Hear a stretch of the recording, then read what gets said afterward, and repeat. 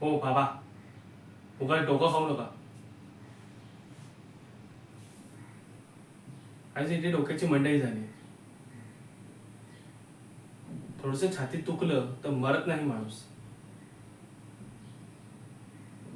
इथे माझ्या छातीत एक चून अडकली, ते ती मला बाहेर काढते.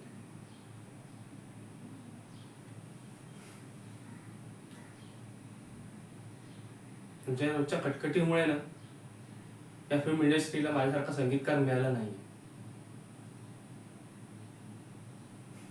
आणि एवढंच असेल तर तुमच्या त्या लाडक्या मुलाला बोलवा ना.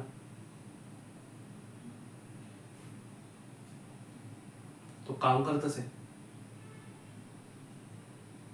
तो काम करत असेल म्हणजे काय, आम्ही इथे काय रिकामटेकडे बसलो आहोत.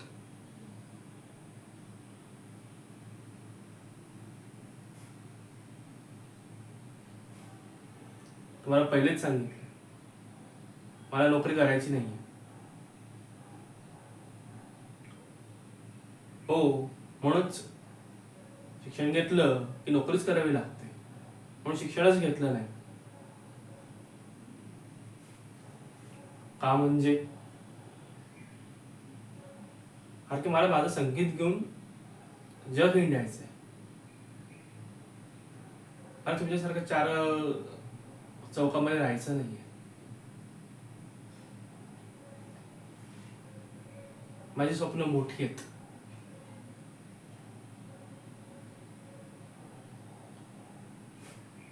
तुमच्यासारखी नाहीत.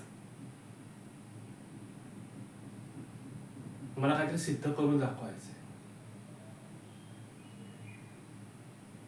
हा, तुमच्या मुलासारखं नाही जमणार मला करायला.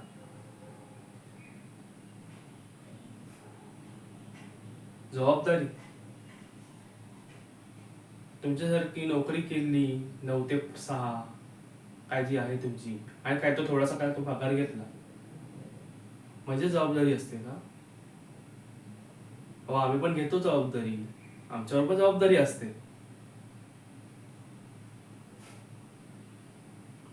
अहो, सांगायचं म्हणजे आम्ही आमच्या ऑर्गनायझर कडून जे पैसे घेतो त्याची जबाबदारी असते आमच्यावर. तो शो चांगला झालाच पाहिजे, प्रेक्षकांना तो आवडला पाहिजे, आणि त्यासाठी आम्हाला त्याला रिलेटेड लागणाऱ्या सगळ्या गोष्टी आम्हाला मॅनेज कराव्या लागतात. आणि ती आमच्यावर जबाबदारी असते की तो शोला काही प्रॉब्लेम न होता तो चांगला होणं.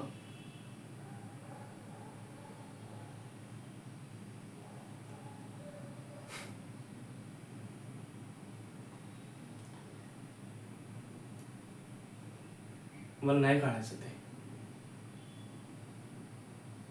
कलाकारांना पण जबाबदारी असतात. हा, तुम्हाला एक सांगायचं जबाबदारीच म्हणाल म्हणून सांगतोय मी. माझा स्वतःचा खर्च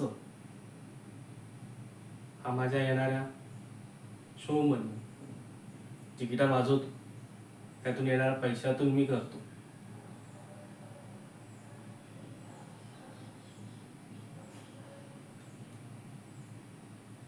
तुमच्याकडे नाही मागायला येत तुम्ही.